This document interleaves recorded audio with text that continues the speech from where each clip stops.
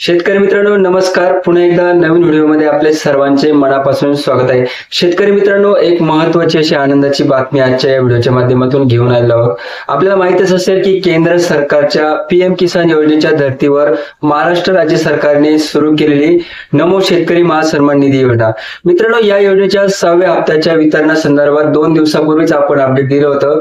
ज्या अपडेटच्या माध्यमातून आपण सांगितलं होतं की 31 मार्च अखेर नमो शेतकरी महासन्मान निधी योजनेचा हप्ता वितरित केला जाणार आहे आणि तशा पद्धतीचं माननीय मुख्यमंत्री देवेंद्र फडणवीस यांच्या माध्यमातून प्रेस नोट देऊन तशा प्रकारे माहिती देखील देण्यात आली होती.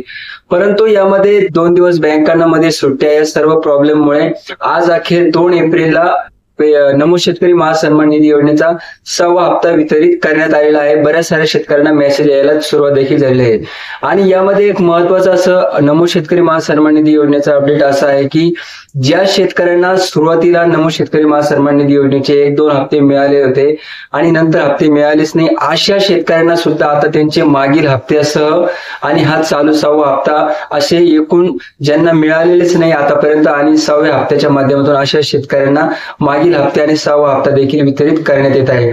तर शेतकरी मित्रांनो, नमो शेतकरी महासन्मान निधी योजनेच्या बऱ्याच दिवसापासून राज्यातील लाखो शेतकरी वाट बघत होते आणि यामध्ये आपण बघितलं असेल की केंद्र राज्य सरकारच्या माध्यमातून नमो शेतकरी महासन्मान निधी योजनेच्या 6व्या हप्त्यासाठी निधीची उपलब्धता लवकर करून देण्यात आलेली नाही.